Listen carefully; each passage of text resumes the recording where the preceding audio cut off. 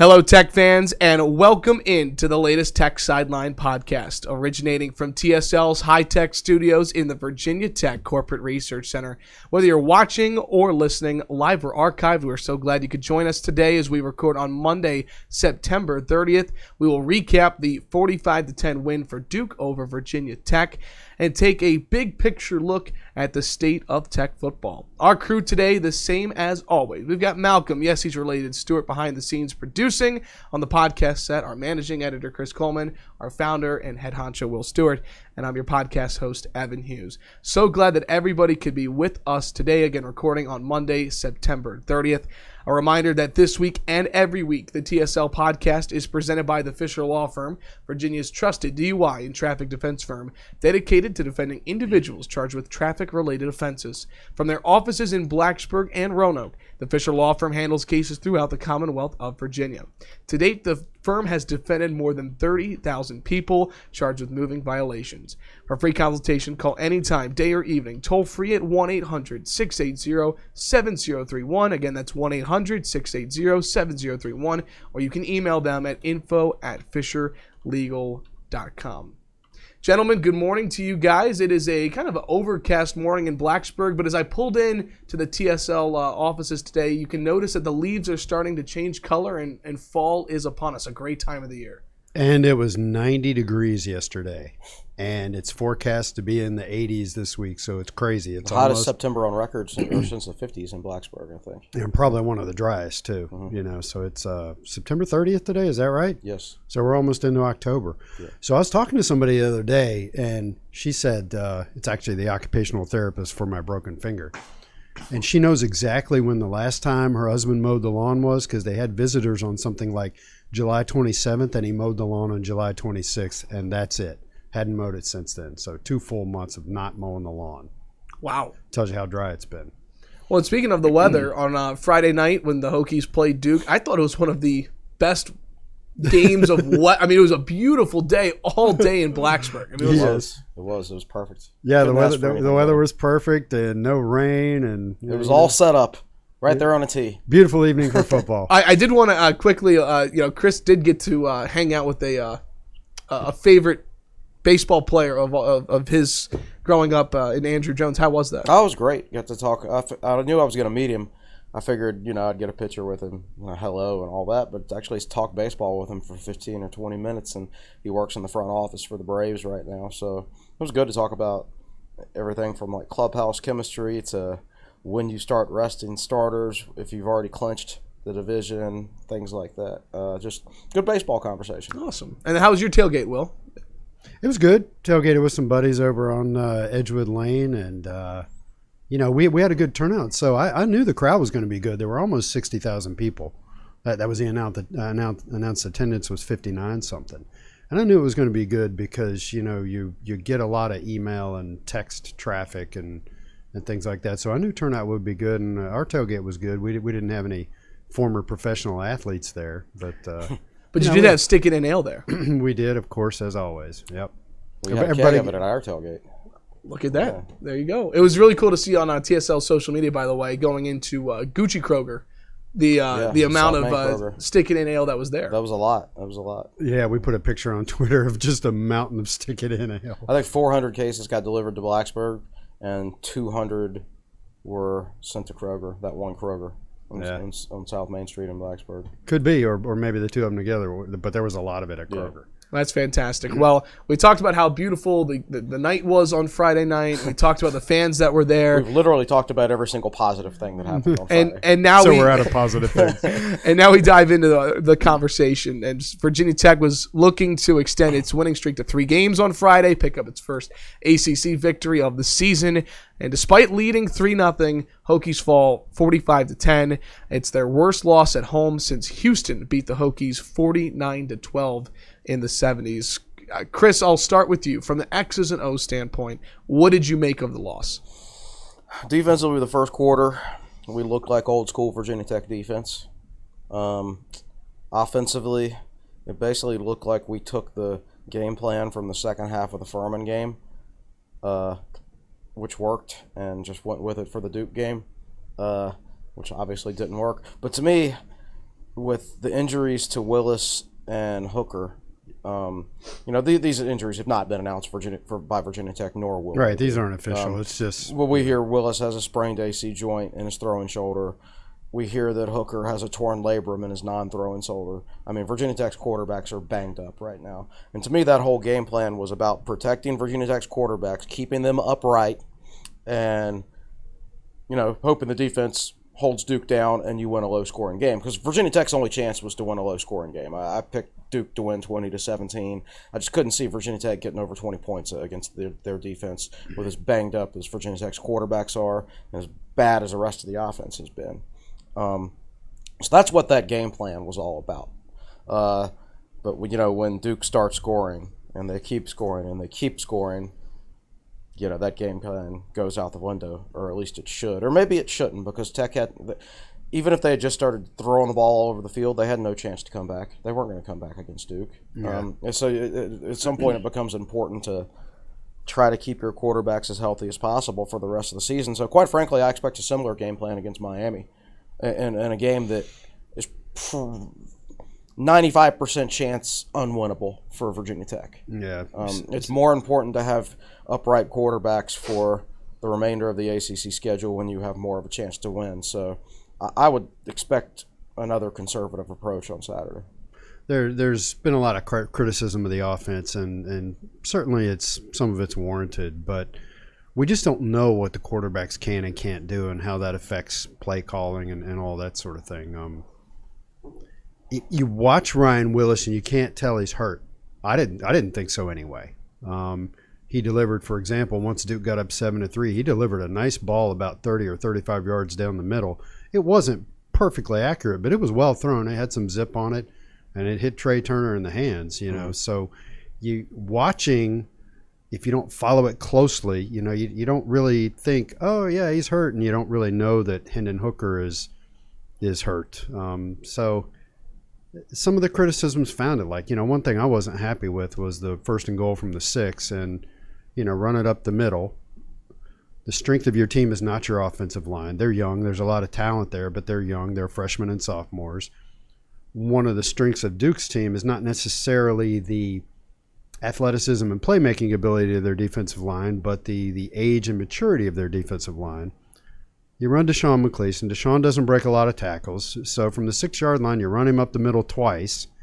That doesn't go anywhere, and the strength of this team is its wide receivers, and one of Ryan Willis's strengths is the ability to throw the fade route, and you never go there. And I think that kind of criticism is fair. And at one point, I do believe Tech had man coverage against Hazleton. Yeah, down there in that possession. I don't know if it was that possession or the next possession. I forget, but and they don't throw the fade, and that's how they beat Duke last year, was one-on-one opportunities with receivers against Duke's defensive backs, and so they didn't run the fade there, which could mean a few different things. Number one, Ryan Willis didn't have the freedom to check into that play, in which case the coaching staff doesn't trust him to make the right decisions. Or he didn't check into it because he didn't see it. He didn't see it, which and if that's the decision, if that's the situation, then yeah, he doesn't make good decisions. So could be either one. Either way, I agree. I mean, that was some pretty unimaginative play calling down there. You've got to try to get your wide receivers involved in a situation like that, I think. And then Tech, as we said, defensively, they pitched a shutout in the first quarter. You alluded to, people were saying maybe that was the best quarter of defense Virginia Tech had put together all season. They were certainly ready. You could tell they were, and the announcers commented on it. They were, I don't want to use the expression flying to the ball, but there were multiple players sniffing out plays. And what was it? Duke's first 10 plays picked up something like 8 yards. Yeah. That shows that you've prepared well, and the players know what's coming. And then leading 3-0 early in the second quarter, Hendon Hooker comes in. They run a jet sweep. Keshawn King bobbled the exchange. Duke recovers a fumble at about inside Virginia Tech in the red zone. And then they score a 16-yard touchdown pass on the very next play. Next play. You go back and watch that play, and Duke fakes a pass out to the flat. I think they've got trips out on that side. and they come up and they fake the pass out of the flat. I don't even know if Quentin Harris even pump faked it. He just looked in that direction. And there were 3 Tech defenders in the area, and they all read short pass to the flat and closed in on that. And the tight end, Noah Gray, goes downfield, and he catches a wide-open touchdown pass. But there was another guy in the pattern. Quentin Harris could have picked from one of 2 guys, both of whom were wide open. So when that fumble happened, the exchange between Hooker and King, Duke scores, did that change the entire outlook of this game? Well, it shouldn't, should it? It's 7-3 in the first quarter? Second quarter. Early second quarter. Yeah. At this point, it's a 7-3 game. You're at home on a Friday night. Yet you're losing 7-3, but you've only allowed 24 yards of total offense and 1 first down. Under no situation should that change the course of a game. But it did. It did. I mean, I thought the Tech defense deflated after that. I didn't think they were as I don't think they stayed mentally involved after that. There was a whole lot of going through the motions. I thought specific players stayed mentally involved and played really hard, like Deshaun Crawford and Garbutt and Tisdale. Garbutt in particular, or excuse me, Garbutt, not Garbutt. Crawford in particular was great. But it just seemed like they lost their mental edge. It was like they realized, man, our offense isn't going to be able to score. What's the point? And I tried to watch the game last night. I had a very busy weekend in other ways, so I got to the game kind of rewatching it kind of late. And what I saw after Duke went up 7-3 was, and I'm not going to name names, but I specifically saw players on defense that just didn't have that same pop and that same edge. And I actually cut it off and quit watching it when I watched, with about 8.5 minutes left to go in the second quarter, I watched Quentin Harris break the pocket on a 2nd and 15. And he had a shot at picking up a first down, and 2 Tech players closed in on him from different sides. And one of them watched the other one make the tackle, just pulled up short and watched. And that's when I cut it off. I don't really think I need to watch another 37 minutes of game time of that sort of thing.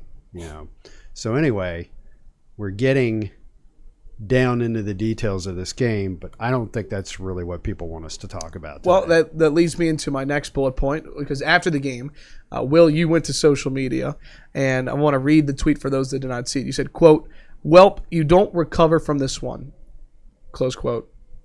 What did you mean by your tweet? So one of the things, if you read my stuff, I wrote after the Furman game in my Monday article that you had the offseason narrative of, hey, we're all together as a team, we've got this thing going in the right direction, and that's typical offseason stuff. Then you go and you lose to Boston College, you get up on ODU and then let them come back and make it a close game. Then you're down by 14-3 at halftime to Furman, and you have to come back and win. You have to come back against Furman. So I wrote in my article, the conversation, and the title of the article was actually The Conversation. And what I saw happening was the conversation started centering on Fuente and whether or not he's the right guy for the job. Man, I really don't know. We're 3 games in, and we're supposed to be a lot better, and I'm not seeing it, and I don't know about this guy. And I wrote that once that conversation starts, it rarely changes back for the better. It's unusual once that conversation about the head coach starts for it to change. Then when you get hammered at home by Duke, you just don't recover from that one. So I was thinking at halftime of the Furman game, man, it's 14-3. If Tech loses this one, Fuente's lost the fan base. You don't recover from that one. Well, they actually beat Furman. When you lose 45-10 to Duke at home, I just don't see that he's going to recover from that bad of a beating at home from a school that's not the thing about Duke is that's a solid football team. I took a quick look at their schedule last night. It's not as if that team is going to go 9-3 or 10-2. The fact that they rolled into Lane Stadium and stomped Tech, that doesn't say anything about the rest of their season. They're going to win 5 or 6 games, maybe. They're 3-1 now. They're going to be a typical solid Duke team, but they're not that good of a team. So when I say you don't recover from that one, man, the conversation has ramped up big time. And I just don't see, Fuente getting past this one. What do I mean by that? I mean, I think he's lost a large portion of the fan base at this point. And I just got to be honest about that, And so that segues into, you start, if you do what we do for a living, you start wondering, wow, okay, so I look at message boards and I look at social media, I look at Twitter, I look at Facebook, I talk to people. What's really going on here? How do people really feel? And it's kind of gauche to run a poll. We're not going to do that on TechSideline. But Ox, VT did run a poll, is running a poll on Twitter. So I think you've got that pulled up. So let's go through that and let's talk about that. So OxVT, who's a friend of TechSideline, put out this poll 18 hours ago. Of course, we're recording on Monday morning. He said, quote, after the 45-10 blowout to Duke, assume the worst the rest of 2019. What do you do knowing this was considered to be the easiest Power 5 schedule in the nation and knowing you'll pay $15 million likely over 5 years to select option 3? Option 1 is status quo. It's a young team. Keep everything. Option 2 is replace almost all of the team or its assets. Assistants. Yeah. Assistant coaches. Yeah. Read that wrong. He abbreviated it. But yes, my bad. And then number 3 is the total reset button. 1,700 votes. 52% of those who voted in this poll selected total reset button. 38% said replace all or most of the assistants. And then 10% said status quo. It's a young team. So in that poll, only 1 out of every 10 Hokie fans is saying, hey, hang in there, it'll be all right, they're just young. Right. The other 90% are and let's be clear, when you talk about replacing assistants, they're going to have to replace Bud Foster and we probably know they're at least replacing some. Yeah, that's a given. We're actually talking about assistants over on the offensive side of the ball, and you could even be talking about strength and conditioning staff and that sort of thing. Mm-hmm. So 90% of fans participating in that poll feel like there need to be major changes to complete changes. And so some of you out there are like, Twitter's a cesspool. Who cares what they think on Twitter? Well, here's my take, okay? I spend a lot of time message boards and primarily Twitter and Facebook. I don't spend time on Instagram, so I don't have a real opinion on Instagram. Instagram to me isn't a real discussion. People don't put opinions on Instagram. It's not a discussion platform. Correct. Okay? My take, after spending years and looking at hundreds and thousands of posts on Twitter and Facebook, is that although the Twitterati tend to be a little brutal, they, in my opinion, also tend to be a little more involved and in general know a little bit more about what they're talking about than I'm not a big fan of a lot of what I see on Facebook. Most of the interaction that I see on Facebook is just Go Hokies responses to basically everything, and people misspelling Fuente's name and talking about Ryan Williams, Virginia Tech's quarterback. It's I don't tend to give a lot of cred to what gets said on Facebook, because these are people who are just kind of scrolling through and clicking like and saying Go Hokies. Chris, you wrote an article yesterday, which is available on TechSideline.com right now. Very thorough read. And what I really found intriguing about what you did is you did not get on the message boards, and you wanted to be alone with your thoughts, is what you said as you wrote this article.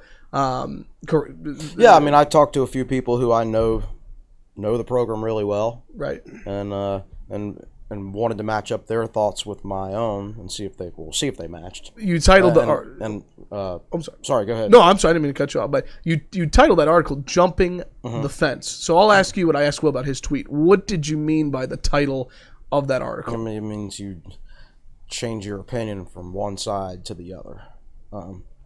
I was already questioning. Let me backtrack a little bit. I'm generally not the type of person that changes my opinion on anything overnight. I just let all the data add up, and it's a gradual process for me. And I would say that I was inching towards the fence a little bit because I had questions about our staff's player development ability. You see some of these guys like Dalton Keene. Why is he the exact same player he was as a junior as he was when he was a true freshman? I see guys just not getting developed to me. particularly on that side of the ball. And I also don't think Fuente's roster building philosophies 100% match up with mine about what should be done at a program like Virginia Tech to build your roster. There are different ways to do things, and some ways are good for certain schools, and some ways are good for other schools. I don't think his philosophies completely match up with mine. They do in some ways, but not always.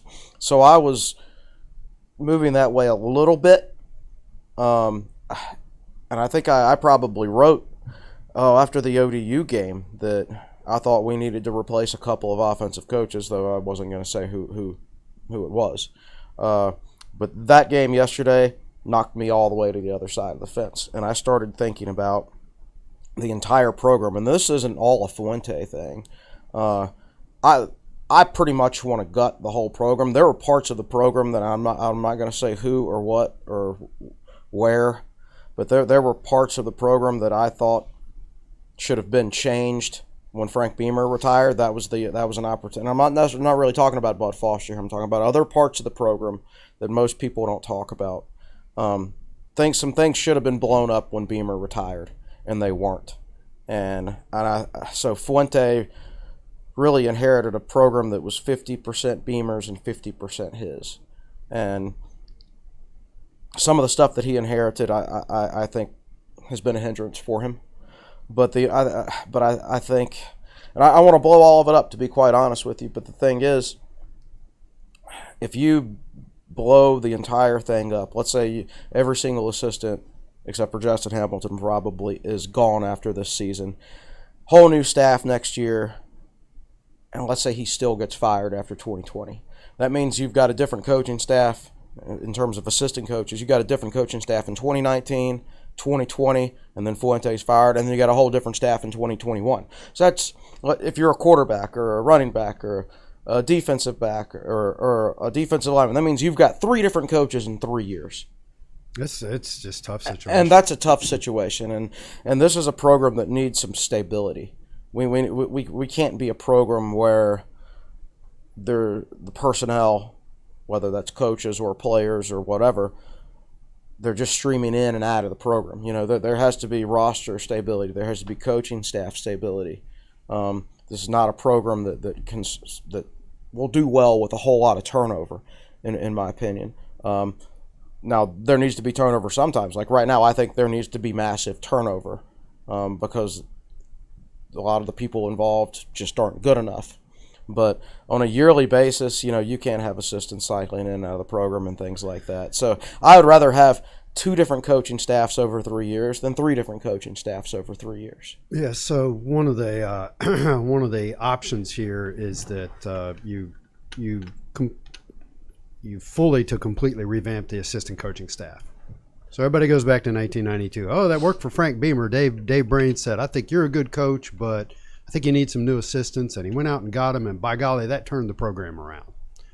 Well, one of the things that I worked on my article last night. I was up till about 1:30 a.m., and one of the things that's in it, and it'll run later on the day, is that sure that they did that for Frank and it worked for Frank, but parts of that situation were really unusual and difficult to replicate. And specifically, Frank said, if you go back and look at his Turn Up the Wick book, I believe, isn't one of the chapters called The Best Hire I Ever Made? It is. That's correct. It's Phil Elmasian.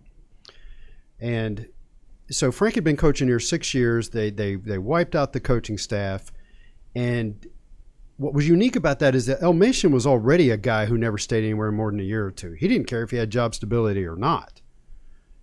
He came in, so he was kind of unique from that standpoint. Most assistant coaches aren't going to want to go into a situation where a head coach has been there 4 years and is having to clean out his entire staff and is already kind of on the hot seat. That makes people nervous. Elmasian didn't care, because that's the way his entire career went, and it went that way after he left Virginia Tech 2 years later. So he was kind of unique from that standpoint. The second thing that was unique is that he changed, and Chris and I both talked to players of that era. He changed the culture. Elmasian did change the culture of Virginia Tech football. He was an immensely forceful personality Tech had some good, tough talent back then, but he and Frank himself said this. I read an article last night where Frank talked about these things. Elmasian just got it all to coalesce and come to a head and start working. And that team, that 93 team, particularly the defense, truly became hard, smart, and tough. And that changed the culture of the entire program. And then the third thing that worked out was you had a guy named Bud Foster on staff who just kind of paid attention and then took what Elmasian did and ran with it. And Frank also, and there's even really a fourth thing, the one hire that Frank made in Phil Elmasian that really worked out also happened to be the heart and soul of how Frank wanted to build his team, defense. If he had had a similar offensive coordinator, I'm not sure it would have had the same effect on the program as a whole. But it was all just these things that all came together to make that situation work. And that's difficult to replicate. And so that's why you start asking yourself, listen, if you're going to clean out the whole assistant coaching staff, why not just remove the head coach with him and start with a fresh sheet of paper? Sure, way back in 1993, Frank made it work, but that's just really hard to do. It's rare, and probably even more rare for the same thing to happen to the same program twice, right? Mm-hmm. I mean, lightning has struck once for Virginia Tech. In that regard, it's probably not going to strike twice if you play the percentages. I hope it does, because I don't want to spend $15 million on a buyout.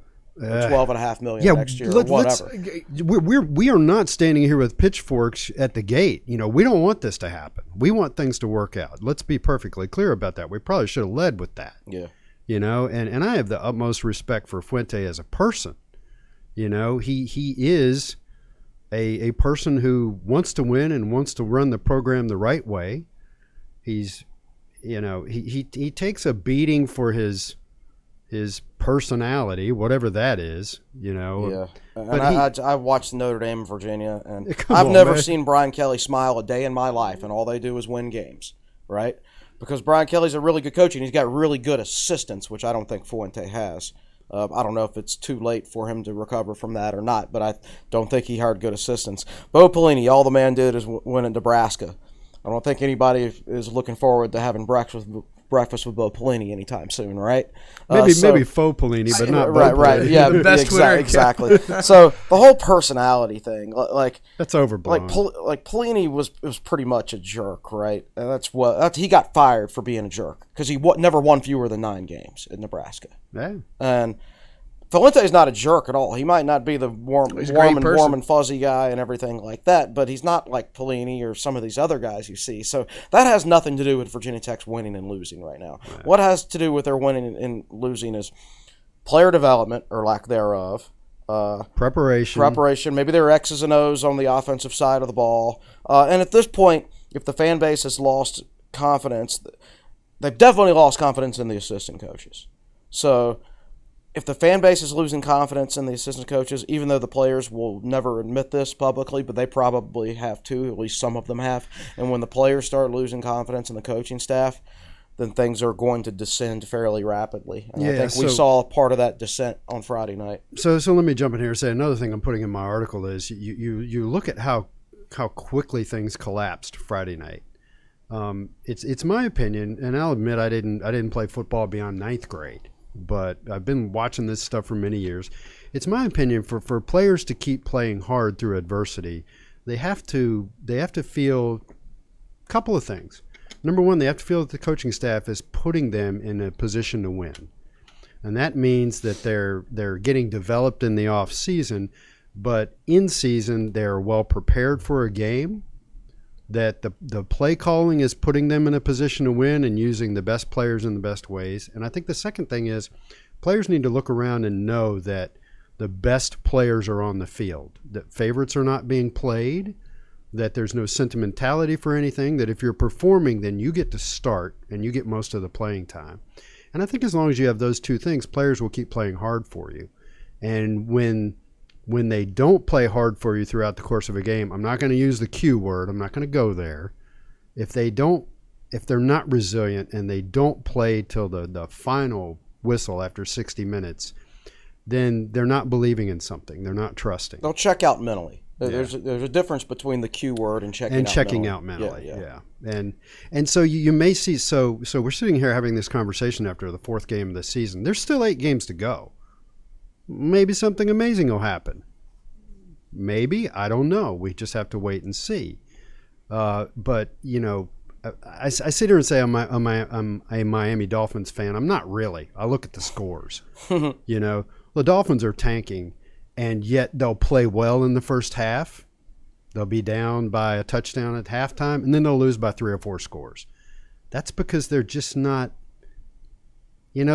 Players like to play, so they're going out there giving it their best shot. But after a while, they're probably checking their watches, going, "Yeah, we're not going to win this thing. Let's just get out of here." And we live in Miami. We've got better things to do. So my point in saying that is that you may see a good performance here or there from Virginia Tech the rest of the year. What you see right now looks pretty ugly and points towards a 3 or 4 win season. So kind of let all 8 games play out. If they go down there and they I expect them to not do well at Miami this weekend. That's a whole nother conversation for the next podcast. But if they go down there and they play a great game and they only lose by a touchdown, that doesn't say anything more about the next 7 games after that. You got to put all of them together and take a look. Yeah, the only thing we know right now is they've gotten progressively worse each game. Remember when we were sitting there talking about how the most improvement comes between game 1 and 2, Yeah. and it didn't seem like that was the case. Well, in hindsight, it does look like that was the case, right? That we made our most improvement between 1 and 2. Boston College, as it turns out, isn't very good. So that ODU defense is legitimately a good defense. So Tech might have actually gotten better between Boston College and ODU. We just didn't realize it at the time. But ever since then, it's worse and worse and worse. And it's just not looking good. One thing I want to emphasize, too, is like you're saying, don't want to have this conversation by any means. But one thing that has been brought up a lot on the message board and social media, and I do think that it is worth bringing up, even though we're not financial experts by any means, is the buyout. There's a lot of conversation about that, numbers being thrown around. It looks like the buyout is $15 million. Just in terms of the athletic department and what that money is, that is a very steep price, correct, for most athletic departments? It is for Virginia Tech, and the buyout's $15 million at this point in time. It goes down to $12.5 million on December 15th. The following December 15th, it goes down to $10 million. The following December 15th, $7.5 million. So it's a big nut. Whether you wait another year or 2, it's just not going to change a whole lot. And Virginia Tech's athletic department financially runs right on the line these days. They ran in the black for years and years. In recent years, they've run in the red a couple of years, in the black a little bit. So they're right on that line. And one of the things we've been fortunate about here at Virginia Tech is that there has never been a moment in my time following the program where they're paying literally millions of dollars a year to former coaches. They paid Seth Greenberg. When they cut Seth Greenberg loose, they only owed him $250,000 a year for 3 years or something like that. They haven't fired a football coach since the 70s. Yeah, and that comes with a steep price tag. Now, you probably don't have to come up with all $15 million at once. And these things are generally structured to where if he takes another coaching job, then whatever he makes at the new coaching job is subtracted from your payout. That's usually how this stuff is structured. That's why you see so many former head coaches going and taking analyst jobs under Nick Saban, because that doesn't count as a coaching job. So they can get paid by Saban and then still get their buyout. And James Johnson did that when he got fired as basketball coach. He was due something like $280,000 a year for 2 years. And he went and took a DBO, a director of basketball operations job with Miami. He didn't take an actual coaching job. So he's getting paid for that job by Miami, getting paid full freight from Virginia Tech. And then I believe as soon as that it ran up, and boom, he's an assistant coach again. NC State. That's right. So, yep. All right, well, let's do this. Let's take a timeout here on the Tech Sideline podcast, which is presented by the Fisher Law Firm. When we'll come back, we'll wrap up this conversation. We'll get to your comments and questions on Facebook, and we'll talk a little bit about Miami. Again, this is the Tech Sideline podcast presented by the Fisher Law Firm. Welcome back to the Tech Sideline podcast. Our thanks to our friends at the Fisher Law Firm for presenting the Tech Sideline podcast. We've got Malcolm Stewart behind the scenes producing, Chris Coleman, Will Stewart, and I'm Evan Hughes on the podcast set. So one more comment about how we don't want to be having this conversation, and we've started to tell our readers this and people on YouTube and Facebook and Twitter. We talk about these things because the fans are talking about them. And the 10% crowd that thinks you ought to stay the course, they get a little harumphy with us, and they threaten to cancel subscriptions and things like that. We would be remiss in our duties and our jobs if we didn't discuss these things. So I just wanted to throw that out there before we continue. Oh, absolutely. That's a fantastic point.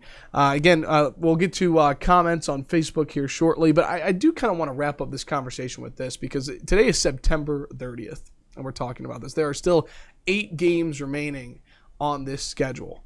I mean, if let's just play the hypothetical game. If Virginia Tech goes down to Coral Gables and they pull the upset and they beat Miami, this conversation likely Then Miami fans are having this conversation. with their We lost to Virginia Tech. But it seems like again it's just we wouldn't be having this conversation necessarily right now if it weren't for a 45-10 loss to Duke, right? We probably wouldn't be having it. So if Tech goes down to beat Miami, Not this profoundly, yeah. But it feels like that the team itself and the coaching staff, everybody has the opportunity to right the ship, so to speak. Yeah, but it's very unrealistic to think that's going to happen. The defensive staff, with the exception of Hamilton, they know they're not going to be here next year. The offensive staff, I think at this point, most of them, they have a pretty good idea that they're not going to be here next year. So when you know you're not going to be somewhere, when you know you have no future at your current job, if I knew Will was going to fire me at the end of the next week, I wouldn't show up. I wouldn't even show up the rest of it. What's the point? Right? Would you? Yeah. So and I'm not saying they're going to quit coaching or they're still going to practice, obviously, but I think everybody's probably looking over the horizon right now. So it's just unlikely to get better. As Will said, you're going to probably see a couple of good performances from here on out. Just because players like to play. Players like to play, and basic law of averages, yeah. Right? We're going to play a good game at some point against somebody who's playing a bad game. That's the law of averages. But the overall trend, I don't think, is going to be upward. I think it's going to stand pat or maybe even drop a little bit. It's hard to imagine it getting a lot worse, So famous last words, right? So again, looking at the hypothetical though, the rest of the way, win total for this team. Well, Rhode Island, that'll get you 3, right? Yeah, they're 0-4, so. And everybody's pointing towards Georgia Tech, but Georgia Tech is they've got a good enough defense, I think, but their offense is atrocious. Honestly, that might be one of those Virginia Tech Wake Forest games. It's like 0-0 going to overtime. So you're up to Neither 4. One of those teams can score, and it's hard to. Is there a path to get to 7? Hard to. No, I don't think very so. Unlikely. I'm sorry to be so emphatic, unlikely. But Pittsburgh is very physical, and that game's down here for whatever that's worth. That doesn't seem to be worth much anymore. Yeah. Virginia is, I sort of had one eye on the Virginia Notre Dame game this past weekend. If Virginia doesn't have 2 horrendous turnovers, that game ended up 35-20. I thought UVA was very competitive from a walking through the room and watching a few minutes at a time standpoint. Miami's got one of the top defenses in the country. It's in Coral Gables. I mean, we could go down the list. It's just not looking good for 7. It's not looking good for 5, actually. No, it's not. At this point in time. Yeah, this honestly looks like a 4-8, 1-7 team in the ACC. That's what it looks like to me. Yeah.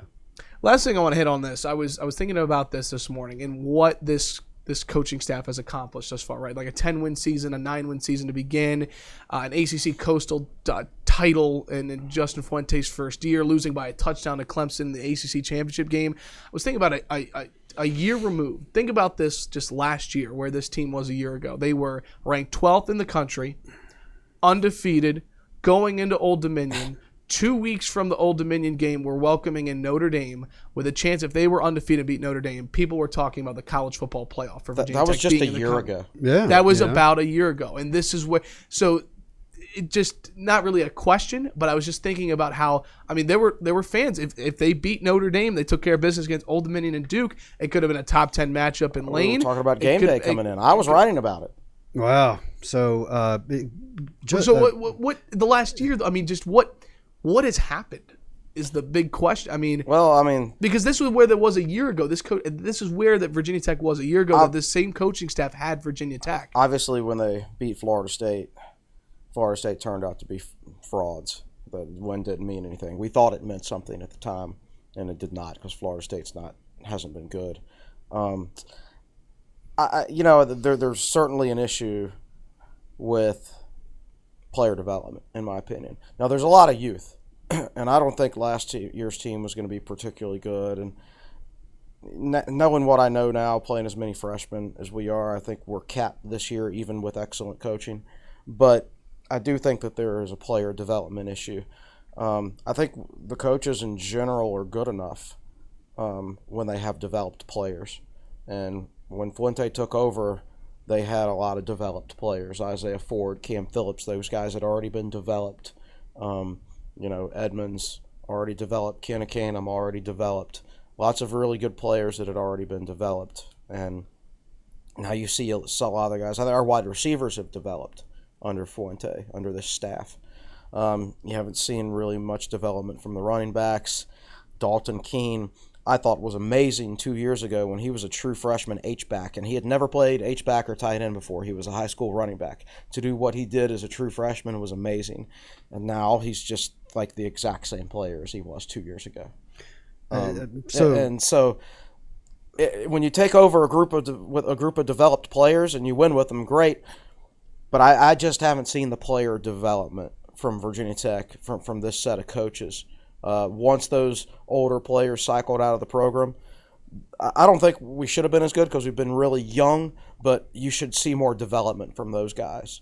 So that's the main thing that I think I'm seeing right now is the lack of player development is pretty bad. There's just the confidence in the program just isn't there. And one game that I go back to is the 2016 Pittsburgh game up in Pittsburgh, and that was two teams just slugging it out that night.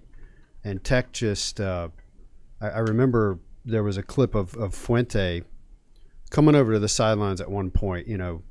Pitt was playing, I guess, that man coverage and just daring Virginia Tech to throw the football, and the wide receivers were making plays all over the place. 3 receivers over 100 yards. Yeah, and I remember Fuente and Narduzzi bullheadedly stuck with the man coverage, and Fuente at one point came over to the sideline and yelled to his players, "They're going to keep doing what they're doing. We're going to keep doing what we're doing. Let's just go out and win." And I remember analyzing the traffic stats from that season, and Virginia Tech had some big wins that year, but that was the one that got people the most excited, was just the drama and theater of that game, and the go ahead and give me your best shot. We're coming right back at you. And we just don't see that anymore, and I don't even remember. I guess you were making a comment. You weren't really asking a question, and that is what has been lost in the last 3 years. You can get down and analyze all the little details, but sometimes you just gotta, get in your little drone and take a 50,000-foot view, although it's an awfully high altitude for a drone to get to. But you just got to go up and look down, and you don't see the confidence, and you see Duke beating Virginia Tech 45-10, and you really don't need to get bogged down in the details when that's going on. That says something about the direction your program's headed in. I want to make sure we give a lot of time over to Malcolm. Yes, he's related to Stuart behind the scenes producing. I'm sure we have a lot of comments on Facebook. I want to make sure we can get to as many questions as we can today. So, Malcolm, how's it going over there? Going well. Going better now that I got where do you even want to start, man? Is Fuente getting fired? Should we even start there? I have a better question for Chris, actually. How long do you think before the damage to Virginia Tech's reputation or how fans view the football program before that outweighs the buyout? Yeah, that's a really good question. With reseeding coming up next year, you're actually kind of approaching that point, and I'll let you answer because he did address it to you. I agree. We're approaching that point. There's reseeding coming up next year, and Virginia Tech depends on reseeding to bring in extra revenue every few years and things like that. Yeah. And your average fan out there, if you're driving up 6 hours from Virginia Beach, do you really want to come and watch next year? Unless you're just a hardcore tailgater. If this keeps up, the fact that Penn State comes here next year is not going to be a draw. It won't be nearly as big of a draw. Because if Duke's beating you 45-10, what's Penn State going to do to you? Exactly. So I thought the fan base, like in the tailgating lots, we had a really good tailgate on Friday. I went to Center Street for a little while, actually, for the first time, and what a scene that is. That's going to get shut down within 2 or 3 years, I guarantee we'll see. you. But You're right. It probably won't last. yeah. So I think we're rapidly approaching that point. I agree. And to me, if you're going to make a move, if you wait a year, like the 2020 recruiting class is already going to, it's going to be a really small class. It's not going to be a great class on paper. But if you retain him for a year and hire a whole new staff, he's going to hire the best coaches he can get, not necessarily the best recruiters he can get. And his lame duck status and that will combine to mean the 2021 class on paper probably isn't very good. No. So then you hurt the next coach because the next coach will have had back-to-back bad classes, and in 4 to 5 years, possibly we find ourselves in the same spot, right? So it's just, if you're gonna pull the plug, rip off the Band-Aid on the whole program, this is the year to do it in a class we're only going to sign like 15 guys. And that wasn't really what the question about was. The question was about the financial trade-off. Correct. It's going to cost you $15 million to do it now. If you don't do it, what's it going to cost you in support? And that's much harder to pin down. Right. So, but to his point, even though he went on a little bit of a tangent, it's a question that's hard to answer. But we don't get paid the big bucks to answer it. We just get paid small bucks to talk about it. What else you got, Malcolm? I'm watching his computer. He's doing a lot of scrolling. Yes. There's a lot of feedback on this one. 76 comments, 185 concurrent viewers. Wow. Recruiting, are we losing a bunch of recruits? We were already losing a bunch of recruits. Yeah, this class was never set up for success, especially defensively with all the questions about Bud Foster's retirement. I mean, we were having trouble recruiting defensive players before the retirement announcement because players were getting told by other coaches that don't go to Virginia Tech. You don't know who your coaches are going to be if you're a defensive player. And so this was going to be a bad defensive class either way. So, which highlights again what a unique situation this is. I mean, Fuente takes over for a legend, and then the other legend is still on the staff, and now the other legend is retiring when you're on the hot seat. Ugh, it's just a situation that nobody's ever faced it. No athletic director has ever had to manage a situation like this. There's no resource book that you can go out and read. It's all guesswork. Yeah. And so one of the things that I haven't verified this. I just saw it on Twitter. One of the remaining top targets on the board was Keandre Lambert. Yeah. And supposedly he has canceled his official visit. Well, he was supposed to come on Friday, and he canceled that. Thank goodness. Okay, so it wasn't. It's not necessarily that bad of a thing. After the game. Okay, right? Yeah. right. He canceled it before. Anyway. Yeah. Mm-hmm. How long before big donors start giving up? There's some buzz that's already happening. I had one text me. There's a couple in the chat. Craig Lyons specifically said he's Platt and he canceled his donation this morning. I had a guy text me Friday, gives $20,000 a year, and said I'm done. So this is another thing that will play itself out over the course of the next 8 games. Whit Babcock is kind of looking at the landscape and thinking, what do I do? And we're sitting there talking about what do we do? Depending upon what the next 8 games look like, and I'll put this in my article today, the path is likely to become a lot more clear over the next 8 games. That includes stuff that we see and stuff that only Whit Babcock sees and hears. That's correct. So that poll that OxVT ran is at 52% right now in favor of imploding everything right now.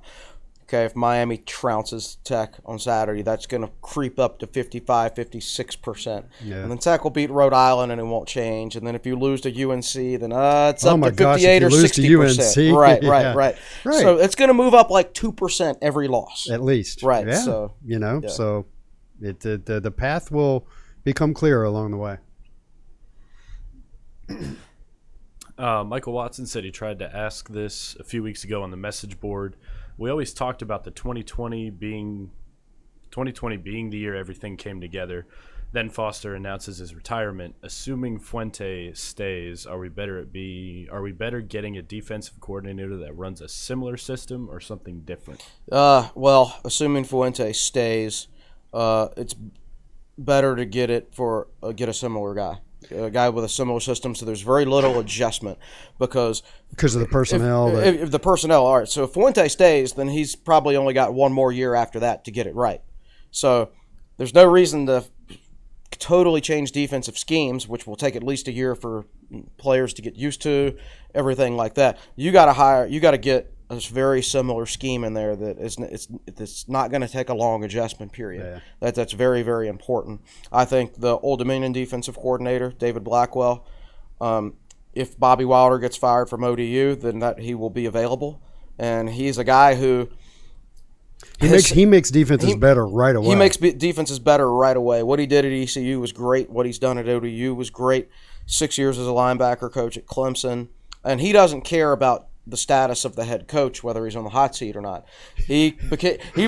Bobby Wilder's living on the hot seat. He went there this year. And he was under Scotty Montgomery, and Scotty Montgomery was on the hot seat for a year. And so he's a Phil Mason type. He doesn't care. Well, unless now he's like, you know what, I'm tired of this, living in a different town every year. I want to try to find some stability. So it depends on his personality and everything like that. But right now, he would be my number one realistic target. People are going to say Torian. The more Virginia Tech loses, the less of a chance that's going to happen because Torian, since the end of 2015, has lived in Blacksburg, Gainesville, Washington, D.C., back to Gainesville. Yeah. Torian's probably tired of moving every year himself, and he's not going to want to come back to Blacksburg for what he thinks might only be 1 year. Yeah, and what might also be unrealistic expectations. Correct. Oh, you're going to be our savior. Yeah, right. In exactly. coaching and recruiting. Correct. So Chris and I talk about Blackwell at ODU, and we were talking about him last night. And one of the things Blackwell does is he takes nobodies and turns them into rock stars at the bandit position. So Chris and I were looking at the roster, what is it? Is that like more of a whip guy? It's kind of a hybrid defensive end backer kind of guy. And so if you go and you read Amari Barno's scouting report that Chris wrote last year, Amari is probably redshirting so far this year. He's like a 6'6", 235 guy. And Chris literally said in the scouting report, I don't know if this is a backer or a defensive end. I think David Blackwell would come in and look at that guy, assuming Barno's got any playing chops about him at all, and just go, you're my bandit. I like you. Or he might say with Jalen Griffin. Jalen Griffin's another guy who could play that spot. Yeah. And there is a possibility if you hire a guy like Blackwell that he could help turn this thing around similar to Almation style. The physicality of ODU's defense is very impressive. They lost their best player to the New York Giants, and they were an awful defense last year, just awful. And they are so much better this year. They're a solid defense this year. And I like some of the guys I'm seeing Virginia Tech's defense. I'm really encouraged by the defensive tackles. I agree. Deshaun Crawford's a really good player. Those young defensive tackles are And we haven't even seen Jaden Cunningham. Correct. Garbett was good, I thought, the other night in his first game back. So I'm encouraged by the younger talent on Virginia Tech's defense. So it's very important to get those guys a really good coach when Bud leaves. Yeah. Let's do one or two more if you have any more, Malcolm. Actually, yeah. How do you sell this program to a quality coach without mortgaging the farm? Are we talking about head coach? I think so.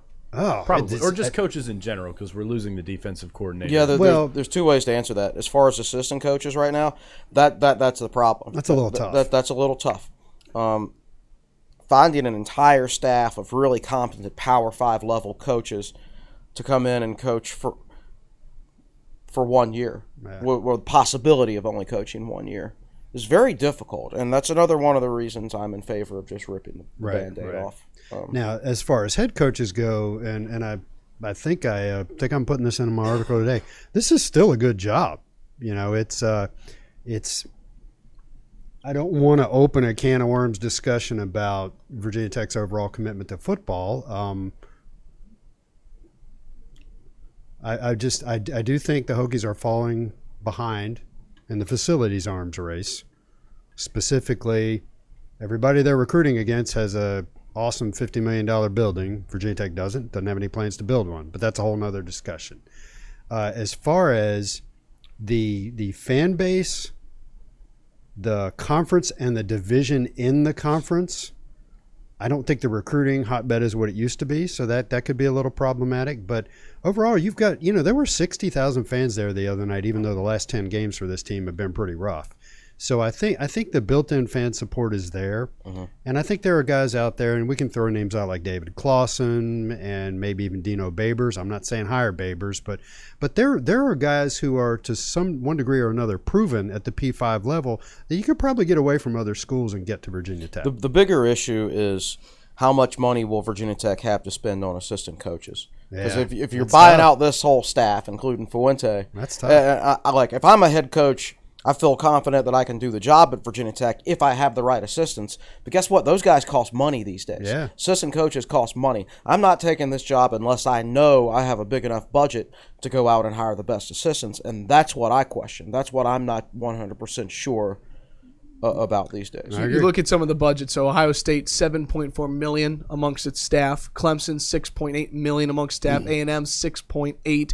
Virginia Tech is 3.6. Yeah, but let's not compare ourselves to those schools. Correct. Let's right. Yeah. You shouldn't be compared to those schools. Yeah. Understood. Any more, Malcolm? I got one more.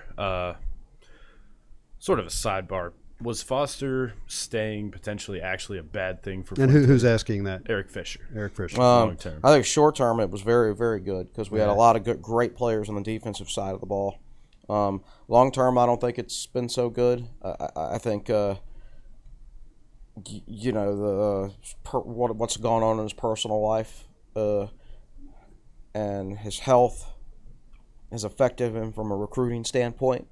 I think maybe we wouldn't have been as good defensive early in Fuente's tenure, but we might be a little bit better now because maybe we'd have a different starting defensive end. Maybe an upgraded corner or rover or something like that with a little bit better recruiting. Who knows? Right. So I think it was really good short term. Long term, I just think it's muddied the waters. It's put him in a tough position. It's put Fuente in an awful position, honestly. I mean, he's on the hot seat with a defensive coordinator who's about to retire. I think if you had it to do over again. This isn't a criticism because I would have done the exact same thing in that situation. Yeah, what are you going to do? What if word gets out that Whit Babcock said, I want to hire you as head coach, and Bud's agreed to stay on as your defensive coordinator, and you, Justin Fuente, said, no thanks on the Bud part. Right. Holy cow. And that information got out to the fan base. Which it would have. And, so I would not have done anything different if I was Whit. I wouldn't have done anything different if I was Fuente. But it's one of those things, as time has gone on and you look back, I'm just not sure it was the right move. And that's not – I don't blame anybody for that. It's just one of those situations. It is what it is. And then we have to wrap it up. Yep. Great questions from everybody on Facebook. We appreciate everybody chiming in. Certainly a great way to close things. And we'll be back less than 48 hours from now. Wednesday morning, we'll be getting ready for Virginia Tech and Miami. That's going to be a 3:30 kick on ESPN, just announced. So. Right. Yeah, Good. We'll be previewing that one. Thank you as always for your time, you guys. It was a great podcast, and again, appreciate everybody for supporting. And busy week, I'm sure, with content on TSL. Busy week. As always. Busy week on the message boards. Yeah, for sure. Well, that'll do it for us here on the Tech Sideline podcast. Well, again, I want to thank everybody for listening or watching and for the questions. I want to thank our producer, Malcolm Stewart, behind the scenes for doing a great job on the podcast set. Our managing editor, Chris Coleman, our founder, and our head honcho, Will Stewart. And I'm Evan Hughes, podcast host, saying so long. We'll talk to you Wednesday morning, getting you set for Virginia Tech and Miami. This is the Tech Sideline podcast presented by the Fisher Law Firm.